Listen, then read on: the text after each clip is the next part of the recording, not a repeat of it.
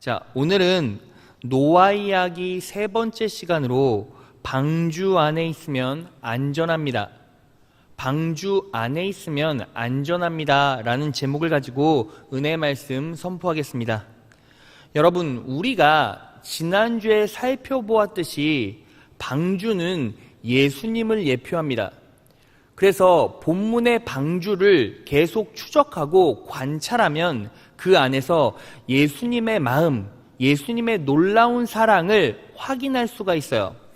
오늘 본문 말씀 창세기 7장 1절에서 2절을 보면 이렇게 나와 있습니다. 여호와께서 노아에게 이르시되 너와 내 온 집은 방주로 들어가라.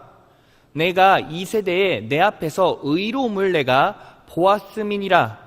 너는 모든 정결한 짐승은 암수 7씩, 부정한 것은 암수 2씩을 내게로 취하며 라고 말씀하고 있어요. 하나님께서 노아에게 방주로 들어가라 명령하실 때 들어갈 수 있는 존재들의 자격을 말씀하셨죠. 그 자격은 무엇입니까? 어떤 자가 방주로 들어갈 수 있죠?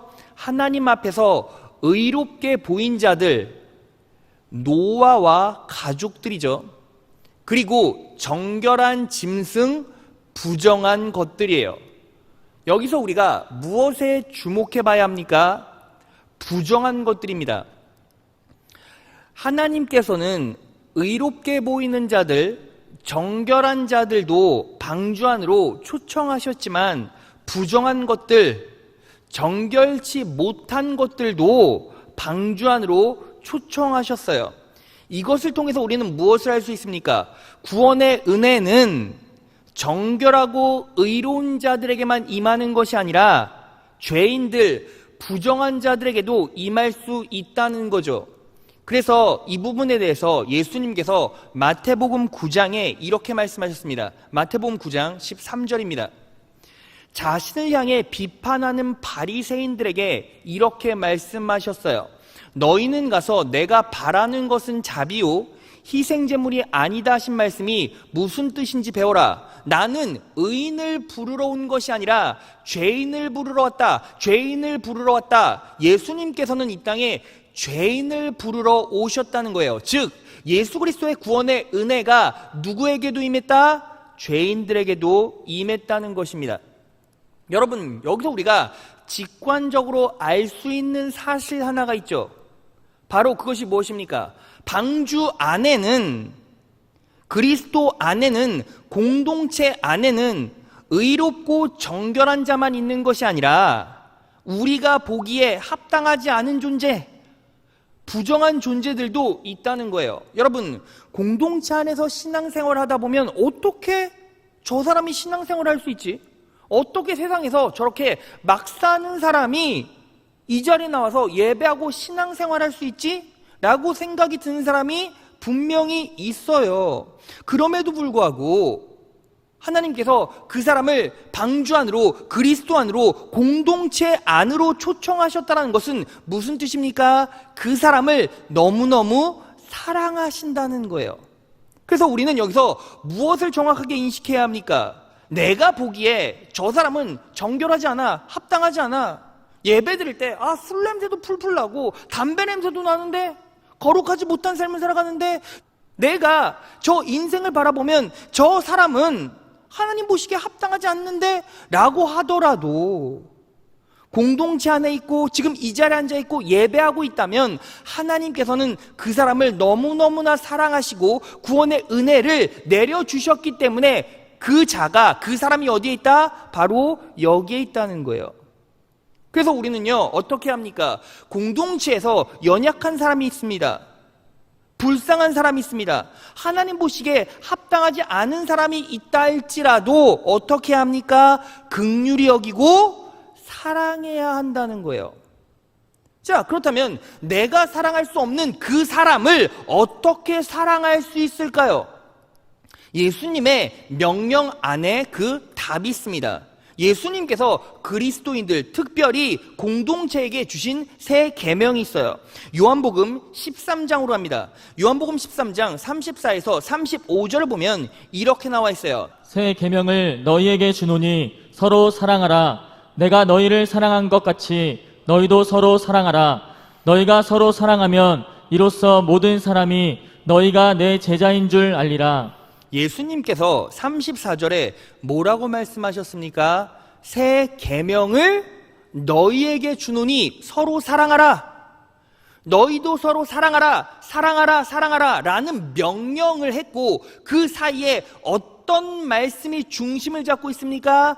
내가 너희를 사랑한 것 같이 라고 나와 있어요. 여러분, 우리가요, 사랑할 수 없는 그 사람을 어떻게 사랑할 수 있습니까? 우리의 의지와 능력으로는 사랑할 수 없지만, 사랑하라 라는 명령 가운데 어떤 메시지가 중심을 잡고 있어요? 내가 너희를 사랑한 것 같이.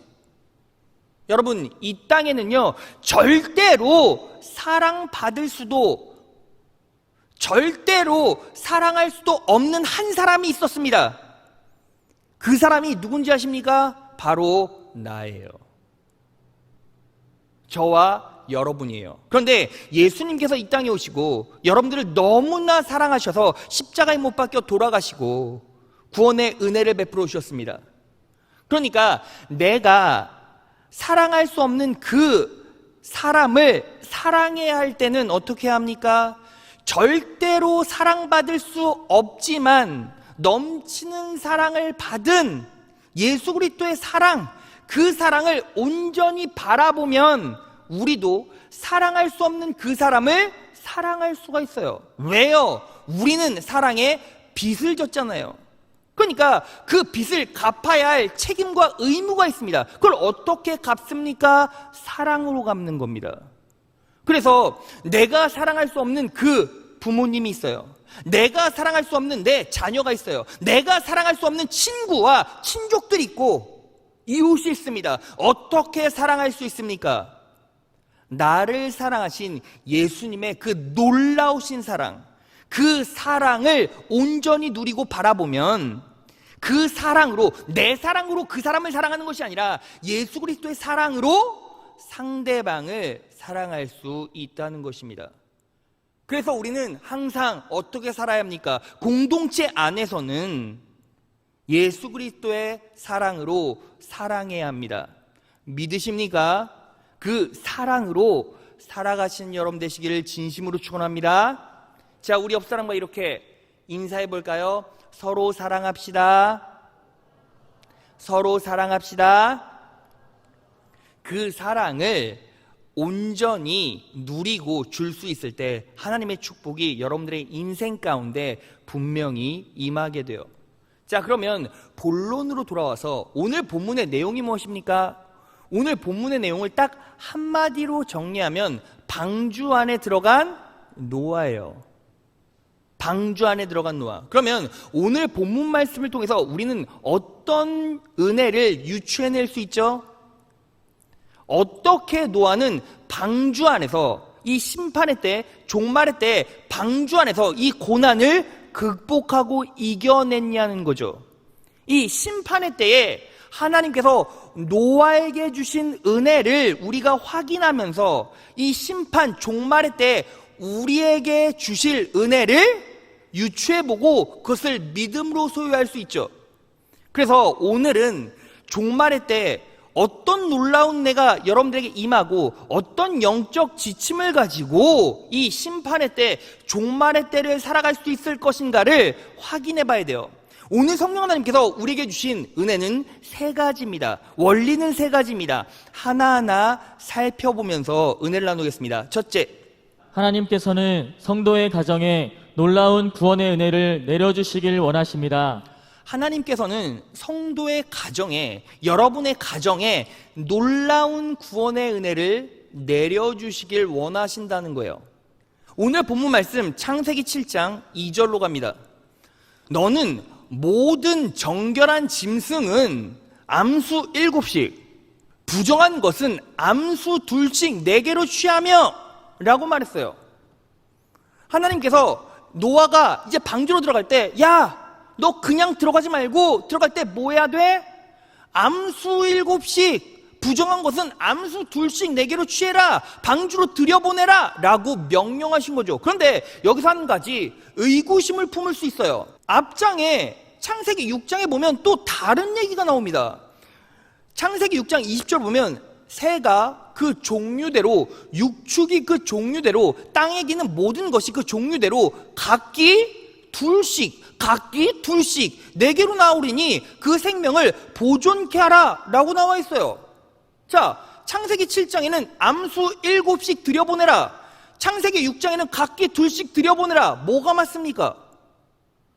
여러분, 이 메시지는요, 둘 중에 하나가 맞는 것이 아니라 둘이 다른 메시지예요. 그래서 제가 설명해 볼게요. 창세기 6장에 각기 2씩 들여보내라 라는 말은 2마리가 한 묶음이라는 거예요. 그러니까 한 쌍씩 들여보내라 라는 말이고, 7장에 암수 7씩 들여보내라 라는 말은 결국에는 7쌍을 들여보내라 이 뜻인 거죠. 그러니까 6장에는 한 번에 암컷 한 마리, 수컷 한 마리씩 2마리를 한 묶음으로 들여보내되, 창세기 7장에는 암수 7씩이니까 7쌍 도합 14마리를 집어넣어라 이 뜻인 거예요. 자, 그래서 오늘 본문 말씀 창세기 7장 2절에서 3절을 세번역 성경으로 보면 이렇게 나와 있어요. 모든 정결한 짐승은 수컷과 암컷으로 7쌍씩, 그리고 부정한 짐승은 수컷과 암컷으로 2쌍씩 내가 데리고 가거라. 그러나 공중의 새는 수컷과 암컷 7쌍씩 데리고 가서 그 씨가 온 땅 위에 살아남게 하여라 라고 분명히 하나님께서 말씀하셨죠. 결국 하나님께서는요, 이 구원의 은혜를 어떻게 해주시겠다는 거예요?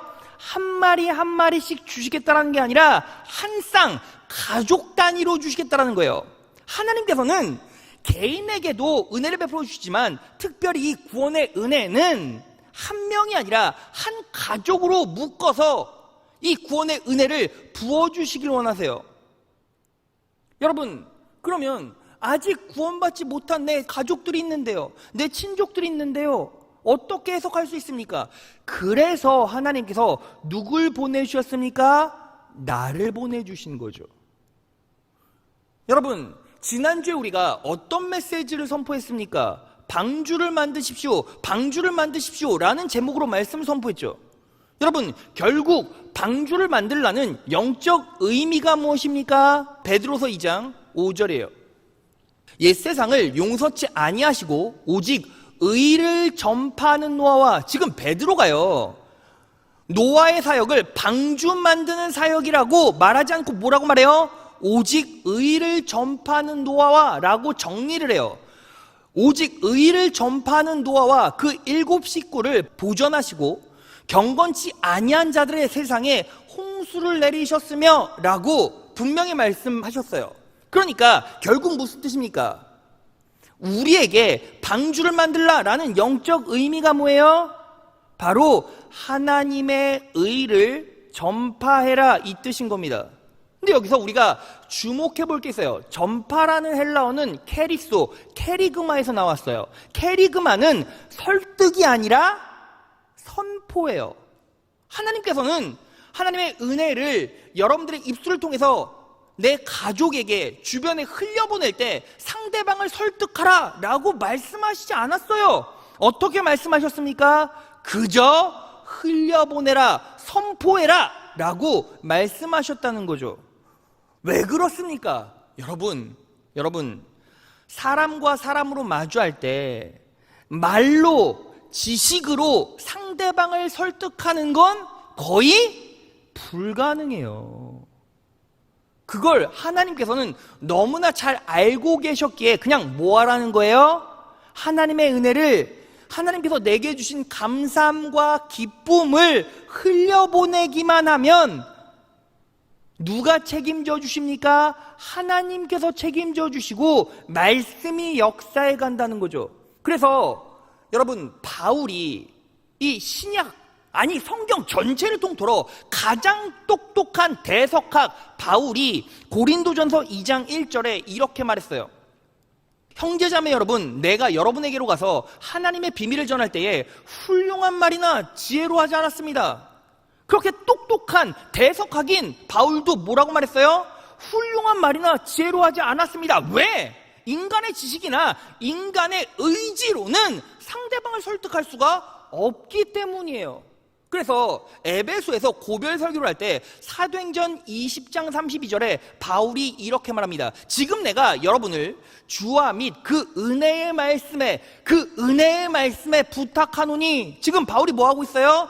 말씀을 신격으로 격상시켰어요. 왜 그렇습니까? 말씀이 자체로 역사하기 때문이에요. 그 은혜의 말씀에 부탁하노니, 그 말씀이 여러분을 능히 든든히 세우사 거룩하게 하심을 입은 모든 자 가운데 기업이 있게 하시리라 라고 바울이 선포했어요. 여러분, 무엇을 할 수 있습니까? 말씀은 능력이 있습니다. 믿으십니까? 이 은혜의 말씀은 살았고 운동력 있어 좌우의 날선 어떤 것보다도 예리합니다. 그래서 혼과 영과 관절과 골수를 찔러 쪼개요. 우리는 그저 뭐 하면 됩니까? 상대방을 설득합시다. 상대방을 구워 삶아서 어떻게든 끌어옵시다. 이게 아니에요. 그냥 내게 주신 은혜만 내 입술로 흘려보내면 돼요. 잘 생각해 보세요. 지금 이 상황이 어때요? 세상 모든 사람들이 살만합니다라고 말합니까? 아니요, 다 죽겠대요. 너무나 힘들대요. 할 수 있는 게 없대요. 그냥 다 죽어갑니다. 그런데 예수 믿는 자들은 힘든 상황 가운데서도 성령 하나님께서 내 쪽으로 역사하실 때 뭘 주십니까? 평안을 주세요. 안식을 주세요. 자, 그러면 최소한 똑같은 상황 가운데서, 똑같은 어려움과 힘든 환경 가운데서도 한 사람은 성령 하나님의 은혜로 평안할 것이고 한 사람은 죽겠다 힘들다 할 거예요. 그러면 여러분, 계속 하나님의 놀라운 은혜를 입술로 고백하고 흘려보내면 어느 순간 그 말씀을 들은 사람이 한 번 궁금증을 갖게 되겠죠. 아니, 어떻게 이렇게 힘들고 어려운데 평안하다고 말할 수 있어? 어떻게 안식하고 있다고 말할 수 있지? 어떻게 기쁘다고 말할 수 있지? 어떻게 감사하다고 말할 수 있지? 그럴 수 있는 환경과 상황이 아니잖아.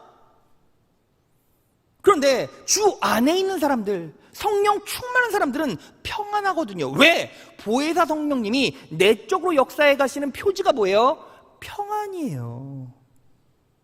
그래서 그냥 하나님께서 주신 은혜를 흘려보내는 거예요. 나는 어떤 상황에서도 하나님의 은혜 때문에 감사하고 기뻐, 평안해. 그럼 그 사람이 반응해 올 겁니다. 어떻게 그럴 수 있지? 평생을 살아가면서 단 한 번이라도 의구심을 갖겠죠.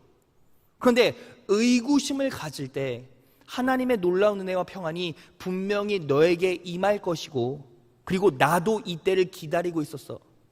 내가 너를 지식과 말로 설득할 수 있는 능력은 없지만 하나님의 은혜 말씀이 너에게 들어가 역사할 거야. 그러니까 내 얘기 좀 잠깐 들어보렴 하고 그냥 은혜를 흘려보내시는 거예요. 그럼 그때부터 말씀이 역사해서 어떤 일이 벌어집니까? 그 사람이 변하기 시작한다고요. 아, 목사님, 근데 해봤거든요? 안 되던데요?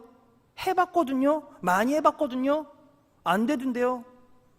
너 지금 죽으면 지옥 간다고 그렇게 강경하게 강권해 본 적도 있는데 안 되던데요? 왜 안 됩니까? 여러분, 말씀은요, 단번에 그 인격과 인생을 바꿀 수도 있지만 말씀이 작용하는 방법은 그것만 있는 것이 아니에요. 자, 신명기 32장 2절로 갑니다. 내 교훈은 비처럼 내리고 이슬처럼 맺히며 연한 풀밭 위에 내리는 보슬비요, 채소에 내리는 담비라네 라고 나와 있어요. 내 교훈은 보슬비요. 여러분, 보슬비를 우리가 아는 표현으로 바꾸면 뭔지 아십니까? 가랑비예요. 가랑비. 여러분, 혹시요 가랑비에 옷 젖는지 모른다 이런 속담 아시죠? 여러분, 밖에요 가랑비가 내려요. 창문 밖을 쳐다봅니다. 그러면 어때요? 비가 오는지 안 오는지 알 수가 없어요. 우산을 들까 말까 이렇게 생각이 들죠. 왜? 비가 보이질 않으니까, 흙 뿌려지니까, 막 수증기로 날리니까. 그래서 우산 필요 없겠네 하고 나가면 가랑비 맞는 거예요. 가랑비 한 20분 맞으면 어떻게 됩니까? 축축하게 젖어요. 여러분, 하나님의 교훈과 말씀이 그래요. 가랑비와 같고 보슬비와 같아서 결국 은혜를 흘려보내면 젖어들게 돼 있어요. 그리고 한번 젖어들면 마르지 않아요. 그래서 여러분 어떻게 하면 됩니까? 그냥 여러분 설득하려고 하지 마세요. 그 사람을 어떻게든 선동해서 구워 삶으려고 하지 마세요. 말씀은 위대하고 말씀은 능력 있습니다. 그러니까 우린 뭐 하면 됩니까? 그냥 은혜로 선포하시고 흘려보내세요. 그럴 때 하나님께서 여러분들의 인생을 책임져 주세요. 하나님께서는 여러분만 구원받길 원하지 않으세요. 여러분들의 가정도 원받기를 원하시고, 여러분들의 부모님, 여러분들의 자녀들, 여러분들의 친구들, 여러분들의 친족들 전부 다 구원받기를 원하세요. 그래서 여러분들을 이 자리로 부르셨습니다. 노아로 부르셨습니다. 그 원리로 살아가신 여러분 되시기를 진심으로 축원합니다. 자, 둘째, 하나님이 정하신 때까지 인내하십시오. 하나님의 약속은 꼭 이루어집니다. 하나님이 정하신 때까지 인내하라는 거죠. 왜요? 하나님의 약속은 꼭 이루어지기 때문이에요. 여러분, 오늘 본문 말씀 창세기 7장 4절을 보면 방주로 들어간 노아에게 하나님께서 또 하나 명령을 하세요. 영적 지침을 주십니다. 창세기 7장 4절입니다. 지금부터 7일 후에 내가 40일 동안 밤낮 비를 내려 내가 창조한 모든 생물을 지상에서 쓸어버릴 것이다 라고 말씀하셨어요. 그런데 방주를 타고 나서 정확하게 며칠 후에 7일 후에, 이 말은 바꿔 말하면 무슨 뜻입니까? 방주로 들어가서 7일간 견디라는 거예요. 아무 일도 일어나지 않겠지만 7일간 방주 안에서 버티라는 거예요. 여러분, 7일 아무것도 아닌 것 같지만 녹록치 않아요. 왠지 알아요? 자, 제가 설명해 볼게요. 여러분, 노아가요 120년 동안 방주를 만들었어요. 뚝딱뚝딱 만들었어요. 그리고 이제 하나님의 명령으로 방주로 들어갑니다. 방주로 들어갔어요. 그러면 세상 사람들이 방주 안에 있는 노아와 노아의 가족들을 보고 뭐라고 말하겠습니까? 야, 도대체 노아와 그 가족들은 왜 저기 들어가 있어? 야야야야야, 120년 동안을 뚝딱뚝딱 만들어 놓고 그리고 방주 안에 들어갔대. 근데 방주 안에는 동물들이 가득 차 있어. 근데 동물들이 가만히 있냐? 막 꽥꽥 소리 지르고 막 멍멍거리고 왈왈거리고 막 짖고 난리도 아니래. 똥도 싸고 오줌도 싸고 막 난리도 아니야. 아주 뒤죽박죽이야. 근데 그 안에서 지금 노아와 노아의 가족들은 뭐해? 가만히 있어. 그럼 왜 만들었대? 야, 노아의 말로는 비가 내려서 물이 온 세상을 덮고 심판이 말 거랬는데? 종말이 말 거랬는데? 그래, 종말이 만데? 들어갔잖아. 근데 어떻게 됐어? 비 안 와. 그럼 뭐해? 지금 들어가서 똥 오줌 다 뒤집어 쓰고 그냥 멍 때리고 앉아있대. 여러분, 보세요. 노아는 어땠을까요? 그런 조롱과 그런 비아냥거리는 소리를 계속 듣고 있었을 거예요. 그렇지 않습니까? 여러분, 그러면 이 상황을요 정확하게 우리 현실로 적용시켜 봅시다. 여러분, 오늘 본문에 나와 있는 7일은 결국 무엇을 말하냐면 하나님의 완성된 때를 말해요. 7이라는 숫자는 성경에서 완성된 수를 말합니다. 태초에 하나님이 천지를 창조하시고 6일 동안 창조 사역을 마치셨죠. 그리고 7일째 되는 날 어떻게 하십니까? 쉬십니다. 왜 쉬시죠? 하나님은 지치시거나 힘드신 분이 아닌데 6일 동안의 창조 사역이 완성됐고 완벽했다라는 마침표 개념으로 7일째 쉬신 거예요. 그러니까 이 7이라는 숫자를 영적으로 바라보면 결국 7일 동안 기다려라 라는 말은 무슨 뜻입니까? 모든 종말의 때가 영글고 완성될 그때까지 뭐라는 거예요? 기다리라는 거예요. 여러분 보세요. 공동체 안에 많은 성도들이 들어옵니다. 여러분, 우리가 코로나 터지기 전에 한 해 동안 1,000몇백 명의 성도들이 막 들어왔다 나가요. 왜 나가는지 아십니까? 이유가 있어요.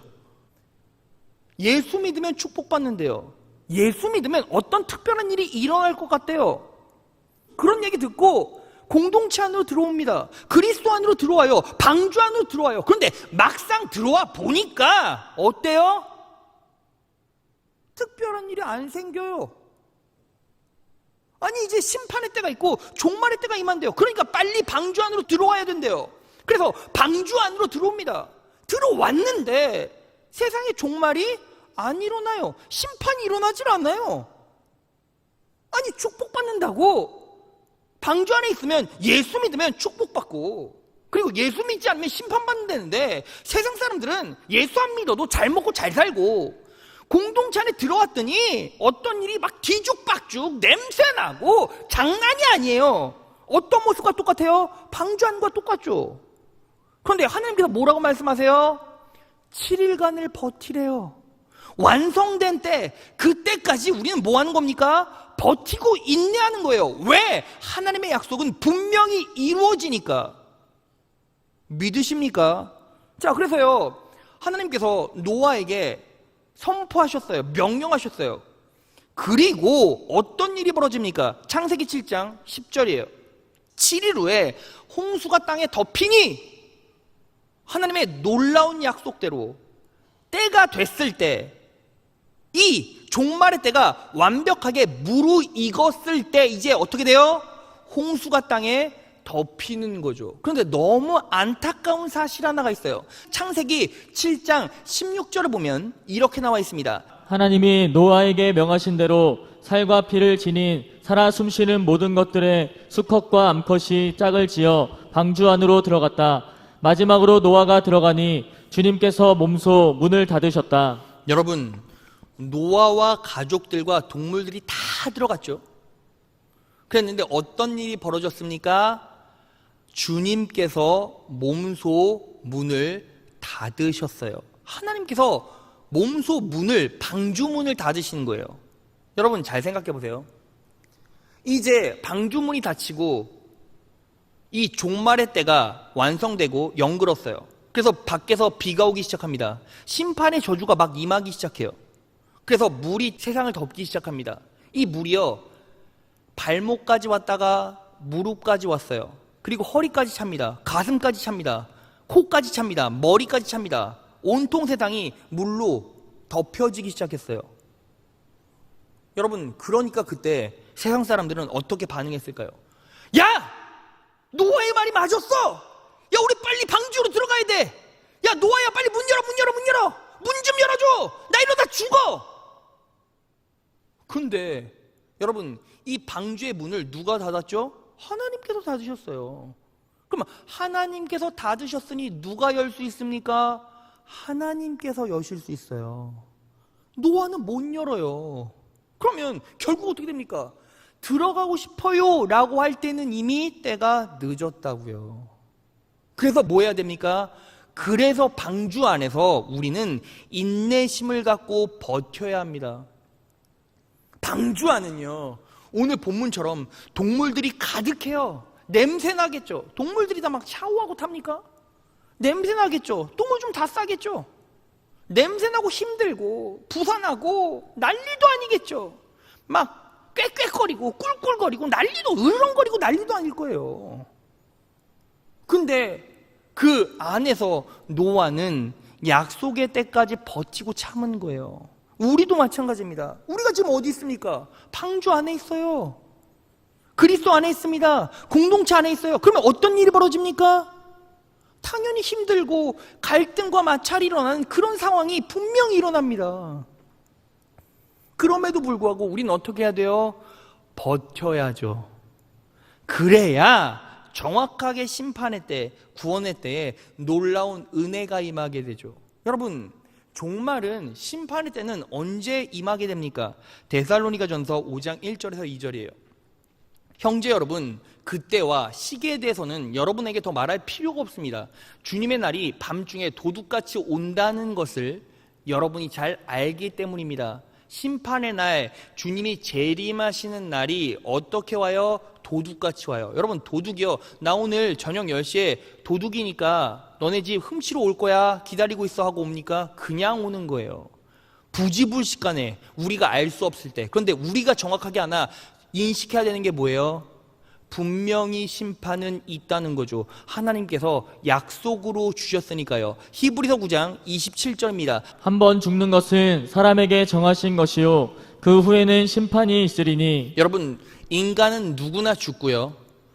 그리고 이 죽음은 하나님 편에서는 무조건 정해진 거죠. 우리는 언제 죽을지 몰라요. 내일 죽을지 모레 죽을지 100년 뒤에 죽을지 몰라요. 그런데 하나님 편에서는 완벽하게 정해진 때죠. 한 번 죽는 것은 우리에게 분명히 정해져 있는데 그 후에는 뭐가 있어요? 심판이 있어요. 그래서 우리는 어떻게 합니까? 이 7일을요, 이 완성될 때까지 이 때를요 기다려야 돼요. 어디서? 방주 안에서. 어디서? 그리스도 안에서. 어디서? 공동체 안에서.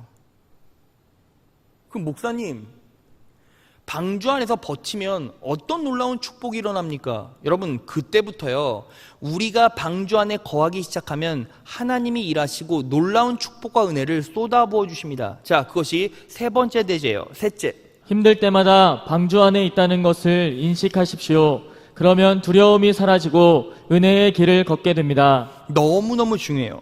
힘들 때마다 방주 안에 있다는 것을 인식하십시오. 그러면 두려움이 사라지고 은혜의 길을 걷게 됩니다. 여러분, 지금부터 잘 들어보세요. 노아와 식구들이 방주 안으로 들어갔어요. 그리고 7일이 지났어요. 하나님께서 방주 문을 닫으셨어요. 그리고 나서 어떤 일이 벌어집니까? 자, 창세기 7장 11에서 12절을 보겠습니다. 노아 600세 되던 해 2월 곧 그달 17일이라 그날에 큰 기품의 샘들이 터지며 라고 나와 있죠. 여러분, 이게 무슨 뜻이냐면 이런 거예요. 큰 기품의 샘들이 터진다는 건 땅 밑으로부터 샘들이 터져서 위로 솟구쳐 올라온다는 거예요. 자, 그리고 하늘의 창들이 열려 40주야를 비가 땅에 쏟아졌더라 라고 나와 있죠. 여러분 보세요. 땅에서 샘물들이 팍팍팍팍 솟구쳐 올라와요. 그리고 하늘에서 어떻게 됩니까? 비가 내려요. 땅에서 물이 솟구쳐 올라오고 하늘에서 비가 내려요. 땅에서 솟구쳐 올라오고 하늘에서 비가 내려요. 자, 그러면 물이 올라가고 내려오고 올라가고 내려오면서 땅에 쌓일 것 아닙니까? 그러면 물이 계속 창궐하고 물이 수위가 높아졌을 때도 땅에서는 올라오고 하늘에서 내려오니까 어떤 일이 벌어집니까? 와류 현상이 일어나요. 물이 도는 거예요. 물이 도니까 소용돌이를 치니까 어떻게 됩니까? 이 물이 심하게 흔들리겠죠. 그렇죠? 그러면 방주 안에 있던 노아는 어떻게 됩니까? 물이 막 심하게 흔들리고 파도가 막 쳐지면 어떻게 돼요? 방주 안에 있는 노아는 서 있으면 넘어지고 앉아 있으면 자빠질 수도 있겠죠. 이 노아가 살림살이 다 갖고 방주 안으로 들어왔는데 이 물이 막 와류되고 소용돌이 치면 어떻게 됩니까? 방주가 막 뒤틀리고 흔들리면서 살림살이도 다 뒤엎어지겠죠. 여러분, 여기서 우리가 어떤 강력한 인사이트를 얻을 수 있습니까? 방주 안에 있어도, 그리스도 안에 있어도 세상의 풍파와 세상의 강력한 파도가 치게 되면 방주 안에 있는 그리스도인들도 흔들리고 쓰러질 수가 있다는 거예요. 여러분, 많은 그리스도인들이 저에게 이런 질문을 해요. 목사님, 왜 나는 그리스도 안에 있는데 넘어지고 쓰러집니까? 왜 그리스도 안에 있는데 이 가세가 송두리째 뿌리 뽑혀나가고 왜 이렇게 가문이 멸절될 만큼 이렇게 힘든 상황이 옵니까? 여러분, 그럴 때마다 저는 정확하게 방주 안을 설명합니다. 그리스도 안에 있어도 이 세상의 심판, 저주에 이 환란이 오게 되면 어떤 일이 벌어집니까? 방주가 흔들리면서 노아도 넘어지고 그가 가지고 들어간 생활용품, 가산들도 전부 다 어떻게 돼요? 다 무너지고 뒤죽박죽 되죠.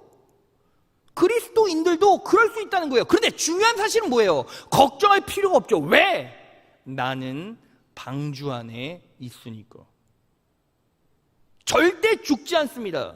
쓰러지고 넘어질 수는 있어도 그 저주가 온 인생으로 임하는 것이 아니라 방주 안에 있기 때문에 언제나 안전합니다. 언제나 죽지 않아요. 쓰러지고 넘어지고 미끄러지고 내 살림살이가 전부 다 뒤엉켜서 엎어져 있을지라도 우리는 안전합니다. 심판으로부터 안전합니다. 저주로부터 안전합니다. 왜? 방주 안에 있고 그리스도 안에 있기 때문이에요. 여러분, 그래서요, 여러분의 삶에 여러분들 넘어뜨리는 환란이 있습니까? 여러분들을 힘들게 만드는 요소들이 있습니까? 여러분, 힘든 거 다 알아요. 왜 안 힘들겠습니까? 그런데 걱정할 필요 없어요. 왜? 여러분들은, 저는 그리스도 안에 방주 안에 있습니다. 여러분, 그리고 하나님께서 어떻게 선하게 역사하십니까? 여러분, 우리가 힘들고 어려운 상황 가운데서도 나는 그리스도 안에 있습니다, 방주 안에 있습니다 라는 것을 실질적으로 인식하고 믿음으로 받아들이면 어떤 시련과 역경이 온다 할지라도 우리는 뭐 할 수 있어요? 평안할 수 있죠. 안식할 수 있죠. 그래서 성령 하나님의 표지가 뭐라고요? 평안이고 안식이라는 거예요. 그걸 온전히 믿고 의지하는 자들은 영혼 가운데 평안이 임하고 안식할 수 있어요. 이 힘든 상황 가운데서도 두 발 쭉 뻗고 잘 수 있어요. 왜? 우린 방주 안에 있으니까요. 그럼 하나님께서 이 방주 안에 있는 우리 인생을 바라보시고 이제 어떻게 역사하시는데요? 자, 그 놀라우신 은혜가 오늘 본문 말씀에 녹아져 있습니다. 창세기 7장 17절에서 23절이에요. 자, 여러분들이 색깔 칠한 데를 따라오셔야 돼요. 17절에 물이 많아져, 18절에 물이 점점 불어나자, 19절에 물이 땅에 크게 불어나므로, 20절에 그리고 물이 거기서 더 불어나 가장 높은 산봉우리에서 약 7m 위까지 덮어버리자 20절 말미에 다 죽고 말았다. 그런데 17절, 배가 땅에서 떠올랐고, 18절, 배가 물 위에 떠다녔다. 그래서 결국 23절 말미에 살아남은 자들은 배 안에 있던 노아와 그의 가족뿐이었다라고 나와 있어요. 여러분, 제가 정리해 드릴게요. 여러분, 물은요, 심판과 저주를 의미합니다. 종말의 때가 오면 어때요? 종말의 때가 가까워지면 가까워질수록 심판이 실제적으로 현실에 임했을 때 어떤 일이 벌어집니까? 이 저주가 물처럼 임하죠. 그런데 이 저주와 심판이 어떻게 임합니까? 17절에 물이 많아져, 18절에 물이 점점 불어나자, 19절에 물이 땅에 크게 불어나므로, 20절에 물이 거기서 더 불어나. 자, 보세요. 심판 때가 되면 이 저주는요, 점점 커지게 되죠. 그런데 심판이 커지고 저주는 커지는데 배는 어떻게 됩니까? 방주는 어떻게 돼요? 물이 불어날수록 그만큼 점점 높이 떠가요. 그래서 결국 어떻게 됩니까? 산봉우리 위까지 올라가게 됩니다. 여러분, 정확하게 무엇을 예표합니까? 저주가 심해지면 세상 사람들은 결국 다 어떻게 돼요? 심판받아 죽게 돼요. 그런데 하나님의 자녀들은, 그리스도 안에 있는 자들은 방주는 어떻게 됩니까?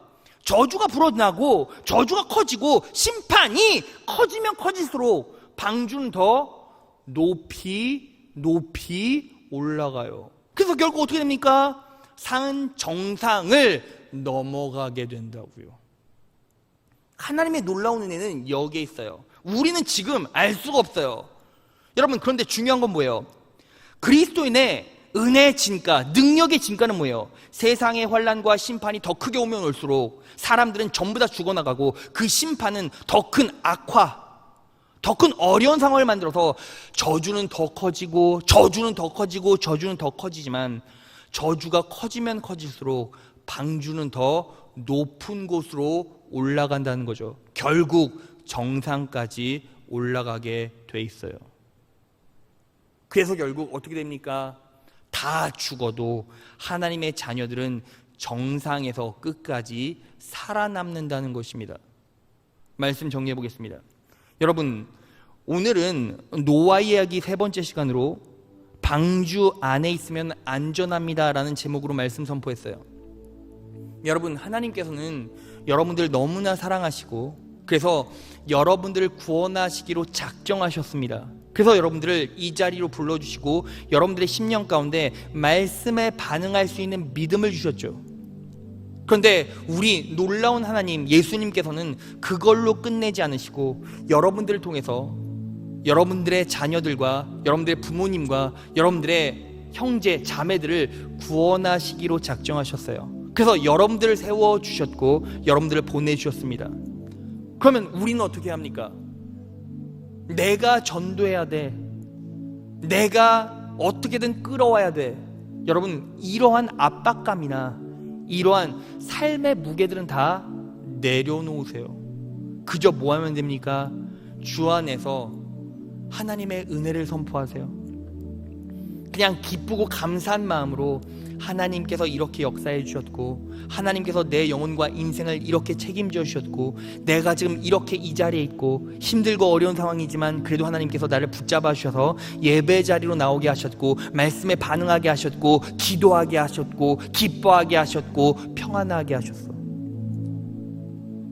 계속 말씀을 흘려보내다 보면 그 말씀이 능력이 되되 가랑비처럼 보슬비처럼 상대방을 젖게 만듭니다. 그리고 상대방은 어떤 날 어느 순간 여러분들에게 한 번 말 던질 거예요. 어떻게 그렇게 살 수 있어? 어떻게 그렇게 평안할 수 있지? 어떻게 그렇게 담대하고 태어날 수가 있어? 여러분, 그때 우리는 다른 거 없어요. 또 똑같습니다. 하나님의 은혜를 흘려보내면 됩니다. 하나님께서 하셨어. 나 너와 똑같이 힘들고 똑같이 어려운 상황이지만 그래도 하나님께서 내 영혼 가운데 기름 부어주시고 은혜 베풀어 주셔서 나는 그래도 힘든 상황 가운데서도 기쁘고 평안해. 그분 안에서 안식할 수 있어. 여러분, 삶을 살다 보면 사단이 역사하고 그리고 세상이 환난으로 흔들거릴 때가 참 많이 있어요. 지금도 이 종말의 때 그런 표지죠. 그런데 그렇게 어려움이 오면 우리 또한 이 환난의 파도 때문에, 환난의 물결 때문에, 환난의 와류 현상 때문에 넘어질 수 있어요. 쓰러질 수 있어요. 내 가세가 기울고 내 살림살이가 풍비박산 날 또 있고 뒤집혀질 수도 있어요. 그런데 여러분, 그때 비로소 우리는 뭐 해야 합니까? 아파하거나 힘들어하지 말고 그때 비로소 하나님께서 주신 원리를 삶에 적용하세요. 그럼에도 불구하고 난 어디 있습니까? 방주 안에 있습니다. 난 어디 있습니까? 예수 그리스도 안에 있습니다. 그걸 또 묵상하시고 또 그 말씀에 의지하시고 또 그게 내 마음 가운데 정확하게 새겨지지 않으면 그냥 기도하는 거예요. 하나님, 힘들고 어렵습니다. 하나님은 정직한 자들을 사랑하시고 은혜 베풀어 주십니다. 그냥 정직하게 기도하세요. 하나님, 정말 힘듭니다. 어렵습니다. 가정 형편도 점점 힘들어지고 내 살림살이도 뿌리채 흔들리는 것 같고 매일 쓰러지고 매일 넘어지고 온몸은 멍투성이고 내 가슴은 고통받고 있습니다. 하나님, 어떻게 해야 할까요? 하나님, 그럼에도 불구하고 하나님께서 저에게 주신 약속이 있지 않습니까? 하나님, 내가 정말 평안자가 될 수 있을까요? 내가 방주 안에 있습니다. 하나님, 제 마음 가운데 내 쪽으로 역사해 주셔서 방주 안에 있는 나를 긍휼히 여겨주셔서 평안을 주십시오. 안식을 주십시오. 여러분, 세상에 어떤 사람에게 평안 달라고 안식 달라고 하면 안식 줍니까? 아니요. 그런데 우리 하나님께서는 평안을 주세요. 안식을 주세요. 두려워 말라, 내가 너와 함께함이라. 놀라지 말라, 나는 내 하나님이 됨이라. 내가 너를 굳세게 하리라. 참으로 너를 도와주리라. 참으로 나의 의로운 오른손으로 너를 꼭 붙잡으리라. 내가 너를 붙잡아 줄게. 하나님께서 말씀으로 여러분들을 설득해 가시고 말씀으로 여러분들의 내적인 상태들을 더 단단하게 다져가십니다. 그리고 힘들고 어려울 때일수록 너무너무 힘들어서 다 포기하고 싶고 다 넘어지고 싶을 그때에 인식하십시오. 믿으십시오. 의지하십시오. 나는 방주 안에 있습니다. 또 쓰러질 수도 있고 넘어질 수 있지만 그래도 방주 안에 있기에 나는 죽지 않습니다. 나는 심판받지 않습니다. 나는 저주를 당하지 않을 것입니다. 여러분, 그 놀라운 은혜가 여러분들에게 약속으로 주어졌어요. 그리고 그분 안에서 놀라운 평안과 안식을 찾았을 때 이제 어떤 일이 벌어집니까? 저주가 커지고 환난과 고통이 물결로 더 쌓이더라도 세상 사람들 다 죽겠다, 못 살겠다 할 때 우리는 그때 비로소 어떻게 됩니까? 정상을 향해서 올라가기 시작합니다. 내 능력이 아니요, 내 기술이 아니라 하나님께서 높이시고 하나님께서 올려주십니다. 그 놀라운 은혜가 여러분들에게 임할 것이고, 여러분들의 가족 가운데 임할 것이고, 여러분들의 인생 가운데 분명히 임할 것입니다. 우리는 그 은혜 붙잡고 7일을 버티는 겁니다. 완성된 그때를 바라보고 기대하며 버티고 인내하면 하나님께서 보여주시고 하나님께서 이루어 가실 것입니다. 여러분, 이 노아의 때에 여러분들의 믿음은 어디에 있고 내 영적 상태는 어떻습니까? 이 말씀의 원리와 진리들을 마음속에 새기시고 묵상하십시오. 하나님의 놀라운 은혜가 여러분들의 인생에 임할 것이고 여러분들의 영혼과 삶의 행로를 바꾸어낼 것입니다. 그렇게 이 말씀 붙잡고 이 어려운 때 잘 극복하시고 이겨내셔서 하나님의 자녀로서 놀라운 부요함과 충만함을 누리시고 은혜의 길로 나아가시는 여러분 되시기를 진심으로 축원합니다.